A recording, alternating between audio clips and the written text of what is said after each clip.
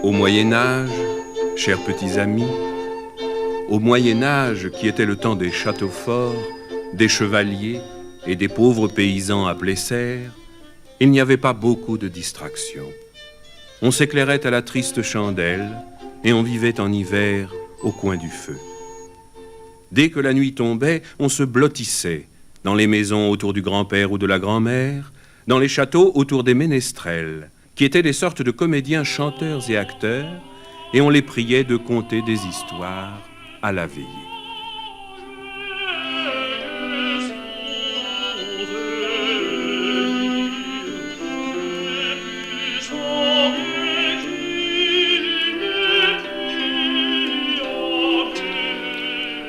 Ainsi naquirent des contes, des légendes, des romans fabuleux et comiques qui sont parvenus jusqu'à nous.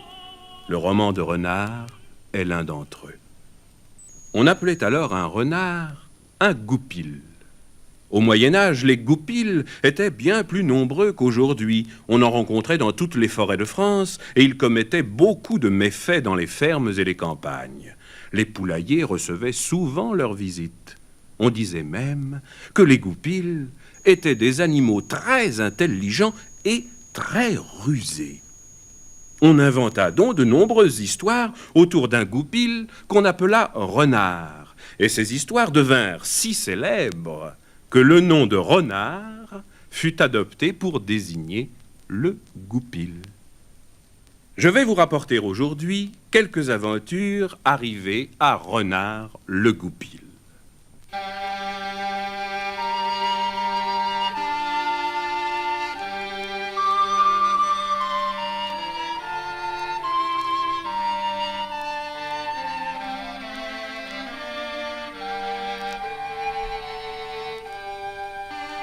C'était le temps de l'automne. Les feuilles des arbres devenaient rousses. Renard était dans son terrier en compagnie de sa femme Hermeline et de ses deux fils Perceuet et Malbranche.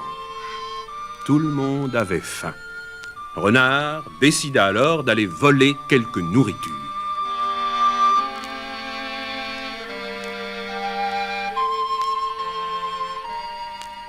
Il sort, il court à travers la plaine, le museau au vent. Il aperçoit le vaste couvent qu'il connaît bien et constate que le grand portail est resté ouvert par inadvertance.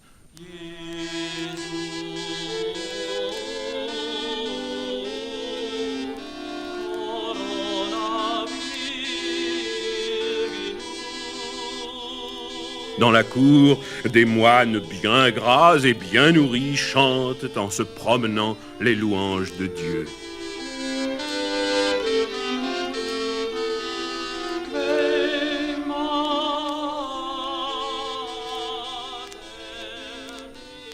Le jour va bientôt tomber, la lumière est incertaine. Renard se glisse dans la cour, le ventre collé au sol, sa belle fourrure fauve et sa queue rousse se confondent avec les couleurs des feuilles qui couvrent les allées. Renard avance, son long museau frémit, ses oreilles sont droites et pointues. Le poulailler est proche. Le poulailler des moines. Voilà si longtemps que je rêvais d'en approcher. Il est rempli de poules bêtes et bien grasses. Je vais me régaler. Il faut que j'en attire 2 ou 3 hors d'ici pour ne point donner l'éveil. Renard furette de ci, de là, ramasse délicatement quelques vers et vermisseaux dont les poules sont si friandes. Il les pose bien en vue à quelques pas du poulailler. Les vers se tortillent un instant. 3 poules sortent aussitôt pour picorer. Pauvre sotte, un bond, 3 coups de dent et les voilà égorgées. Renard en croque une aussitôt et garde les autres pour sa famille. C'était bien bon, ma foi. Et me voilà repu. Je boirais bien pourtant, avant de quitter ces lieux, un peu de cette eau fraîche. Tout près du poulailler, il y a en effet un puits muni, comme tous les puits, d'une poulie, de 2 seaux et d'une corde.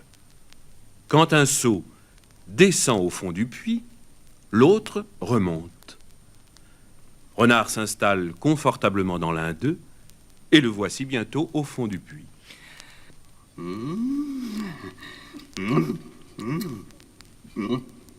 Ah, qu'elle est fraîche. Quelle bonne eau. Mais à peine a-t-il apaisé sa soif qu'il se demande soudain: Comment faire pour remonter? Si j'appelle pour que l'on tire sur la corde, je serai cueilli à la sortie du puits. Les moines se douteront que j'ai mangé leur poule. Ils me tueront sans merci. Ah, que faire, que faire? Comme j'ai été imprudent. Or, voici que se promenant de ce côté, le loup Isengrin entend cette voix qui remonte du puits. Curieux, il se penche sur la margelle et demande: Oh là! Y a-t-il quelqu'un là-dedans? Tiens! Mais c'est toi, renard! Que fais-tu là, au fond, à gémir comme un malheureux? Renard, qui a vu immédiatement le parti qu'il pouvait tirer de la présence d'Isengrin, réplique de sa voix la plus sucrée: Isengrin, mon ami, c'est justement à toi que je pensais. Je ne gémissais pas, mais je me réjouissais. Et pourquoi, ma foi, te réjouissais-tu d'être ainsi placé au fond d'un puits? Sais-tu que nous sommes dans le domaine des moines et que je suis là, au paradis, au fond de ce puits? Ah, viens donc me rejoindre, c'est un endroit divin. Ici foisonnent les brebis, les lièvres, les agneaux, les poules et les pintades. Par Saint-Sylvestre, tu me mets l'eau à la bouche. Mais comment faire pour te rejoindre? C'est simple. Fais d'abord une longue prière pour demander au ciel de t'accorder l'entrée au paradis. Puis, tu n'as qu'à monter dans l'autre seau qui est au bord de la margelle. Et tu descendras sans encombre.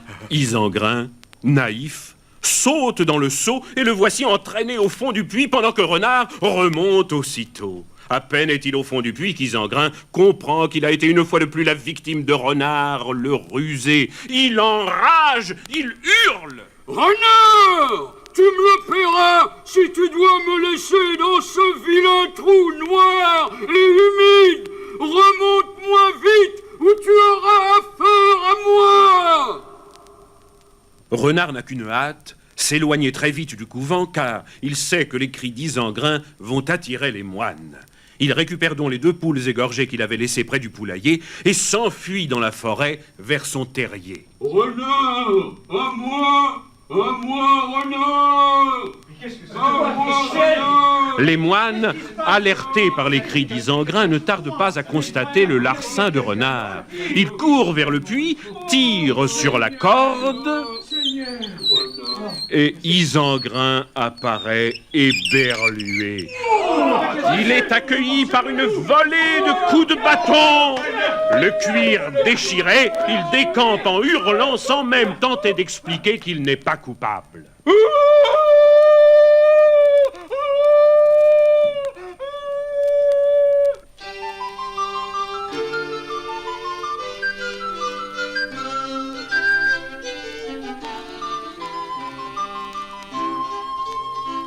À quelque temps de là, aux approches de Noël, Renard, qui par des flatteries était parvenu à se faire pardonner sa méchante ruse par Isengrin, propose à son ami une partie de pêche sur l'étang. L'eau était si gelée qu'on aurait pu danser dessus. Les paysans avaient ouvert dans la glace un trou où chaque jour ils menaient boire leurs bêtes. Ils avaient laissé tout à côté un seau qui leur servait à tirer de l'eau. C'est là que Renard mena son compagnon Isengrin. Compagnon, voici l'endroit le plus poissonneux de la région. Et puisque vous êtes mon ami, je vais vous montrer comment l'on pêche les anguilles, les carpes et tous les poissons beaux et bons. Prenez ce seau. Attachez-le à votre queue. Tenez. Non, laissez-moi faire. Voilà qui est bien. Et maintenant, plongez-le dans ce trou et attendez que les poissons viennent le remplir. Oh, merci, frère Renard. Je songe déjà au bon repas que je ferai. Mais dois-je rester longtemps ainsi, car il fait froid? Tout dépend. Vous sentirez vous-même lorsque le seau se remplira, mais il est possible que vous soyez retenu ici une partie de la nuit. Là-dessus, Renard laisse son compagnon et sournoisement se réfugie dans un buisson. Les heures passent. Le froid se fait plus vif. L'eau, en se gelant, enserre le seau attaché à la queue et la scelle dans la glace. Isengrin essaie de se soulever, de tirer le seau. Rien à faire. À part la barbe du père, que ce seau est lourd. Il doit au moins contenir 100 poissons. Et Renard, montre-toi, viens m'aider. Je ne puis tirer le seau tout seul. Mais Renard reste quoi? Il attend que les heures du plus grand froid s'écoulent. La nuit est maintenant passée et Isengrin s'inquiète. L'aube pointe déjà à l'horizon. Renard quitte son buisson et s'approche d'Isengrin. Allons, messire, vous avez assez pris de poissons et il nous faut partir. Renard, j'ai dû en prendre trop. Je ne puis plus tirer le seau de l'eau. Aide-moi. Alors Renard, qui s'est une fois de plus moqué d'Isengrin, s'éloigne en disant: Vous voilà pris au piège, messire, car vous avez été bien gourmand. Qui convoite trop perd tout. Adieu, je vois déjà venir des chasseurs. Oh. S'ils ne vous tuent point, au moins vous trancheront-ils la queue d'un coup d'épée et lâcheront ensuite leurs chiens sur vous pour prendre un peu de distraction. Allons les chiens, allons. Voilà le loup pris au piège. Le combat est trop inégal. Tiens, loup, je te donne une chance. Je tranche ta belle queue d'un seul coup de lame. Pauvre Isengrin, humilié, meurtri, hurlant de douleur, il fuit à grande allure dans le bois. Il y parvient bientôt et échappe aux chiens en jurant qu'il se vengera un jour des ruses de Renard.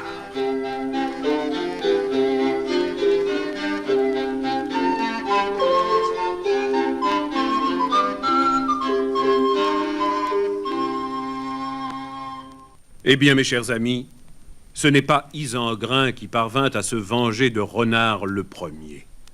Le coq Chanteclair, roi de la basse-cour, eut cet insigne honneur. Mais écoutez plutôt comment cela arriva.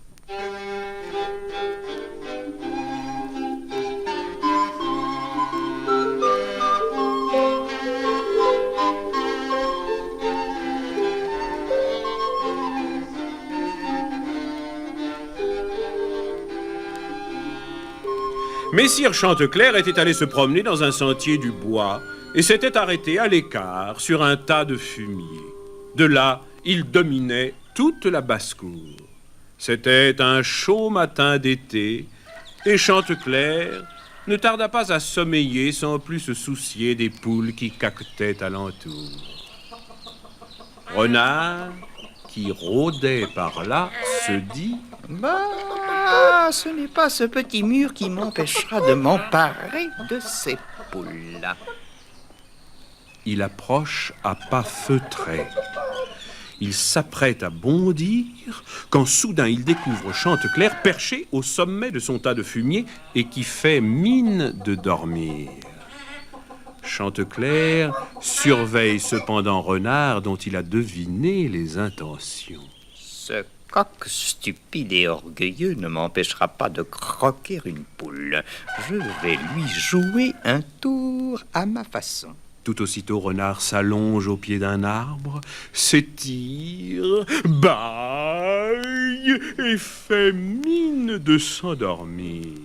Pour bien marquer son profond sommeil, il ronfle même bruyamment.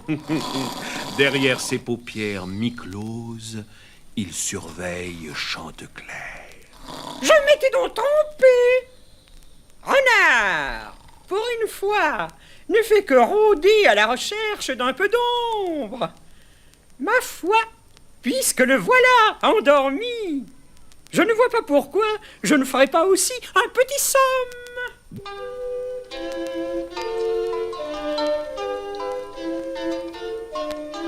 De ses deux pattes, Chanteclair se creuse un trou confortable dans le fumier et le voilà bientôt assoupi. L'imprudent Renard n'attendait que cela. Il s'élance et prend notre chanteur de basse-cour par le cou. Il s'enfuit tout joyeux sans se soucier des cris que pousse sa victime.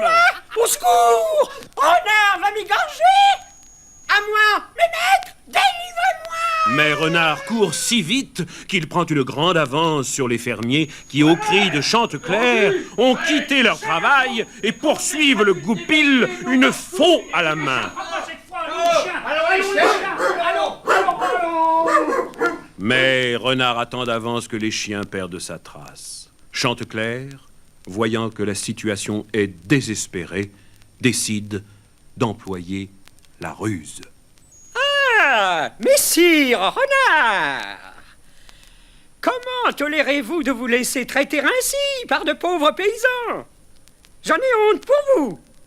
Ils ont beau jeu de me défendre aujourd'hui, tandis qu'ils me feront cuire à la casserole un jour prochain. Injuriez-les à votre tour. Il en va de l'honneur de tous les animaux. Renard, dont la vanité est flattée par les propos de Chanteclair, se dit, ma foi, que ce coq n'a pas tort, et sans plus réfléchir, il s'arrête un instant, se retourne et ouvre largement sa gueule pour hurler des injures aux paysans qu'ils poursuivent. Chanteclair bondit et d'un coup d'aile gagne la plus haute branche d'un arbre voisin. Triple saut! Quand je pense que l'on dit de toi que tu es le plus rusé des animaux, et tu es là à m'écouter et à perdre ton avance sur ces paysans qui se rapprochent. Renard constate qu'il n'a pas le temps de répliquer au colibé de Chanteclair, et puis, qu'aurait-il à dire? Ne vient-il pas en effet de se comporter comme un sot? Ventre à terre, il regagne sa demeure lointaine pour y ruminer son dépit et sa colère. Mais cette fois, la mesure est pleine. Renard s'est montré tellement insupportable que tous les animaux de la forêt, tous ceux de la ferme à qui il a dans le passé joué des tours, décident de se plaindre au roi des animaux, Noble le lion. Il y a là Brichemer, le cerf, Tibère, le chat, Brun, l'ours, Renelle, le chien, Isengrin, le loup, Beausang, le sanglier, et puis tous les animaux des bois, Épinard, le hérisson, Blanche, l'hermine, Couard, le lièvre, Grimbert, le blaireau, Courte, la taupe, Foinet, le putois, enfin Chanteclair, le coq, accompagné de Dame Peinte, la poule, et puis Tieslin, le corbeau, et Brune, la corneille. À tout ce joli monde se sont joints les moines, les paysans, les fermiers du voisinage. Chanteclair, grimpé sur la plus haute branche d'un pommier, harangue la foule. Il faut, sans tarder, nous rendre à la cour de Noble, le roi, et lui demander justice. Cette situation ne peut durer. Renard est un malfaisant qui trouble notre vie. Tu as raison, Chanteclair. Nous suivrons ton conseil. Allons, en route vers le château de Noble. Et que le roi décide. Allons. Quand tout le monde fut réuni dans la grande salle du trône, devant Noble, le roi lion, Grimbert, le blaireau, prit la parole. Sire, chacun ici vous contera tout à l'heure ses mésaventures, et chacun vous demandera raison des ruses et de la méchanceté de Renard. Je veux pourtant, étant de sa lignée, vous dire qu'il ne serait pas justice de le condamner sans l'avoir entendu. J'irai, si vous le désirez, le chercher tout à l'heure. Je me retire maintenant et vous laisse écouter les plaintes de mes compagnons. Le vieux lion, les paupières mi-closes, écoute avec patience les moines et les paysans, Isengrin et Chanteclair, et tous les autres animaux qui ont eu, un jour ou l'autre, des démêlés avec Renard. Lorsque tous ont parlé, Noble, le vieux lion, se dresse sur son trône et dit : Mes amis, je suis touché par vos malheurs. Toi, Isengrin, tu as été humilié, rossé, battu et tu as perdu ta queue. Vous, les moines, vos poulaillers ont été dévastés. Toi, Chanteclair, tu as failli être égorgé. Mais enfin, si Renard est la cause de tous ces malheurs, ce n'est pas lui, par contre, qui a battu Isengrin, qui l'a rossé et qui lui a tranché la queue. Vous avez tous été victimes de la ruse de Renard, mais pourquoi n'êtes-vous pas assez malin pour y échapper ? Cependant, pour bien juger de cette affaire, je suivrai le conseil de Grimbert le blaireau. Cours donc, blaireau, vers la demeure de Renard, et conduis-le ici afin que nous l'entendions. Toi, Beausang le sanglier, tu accompagneras Grimbert, et tu lui prêteras main forte si Renard refusait de venir. Voici donc Grimbert, qui s'élance ventre à terre à travers prés et collines pour joindre Renard en sa demeure.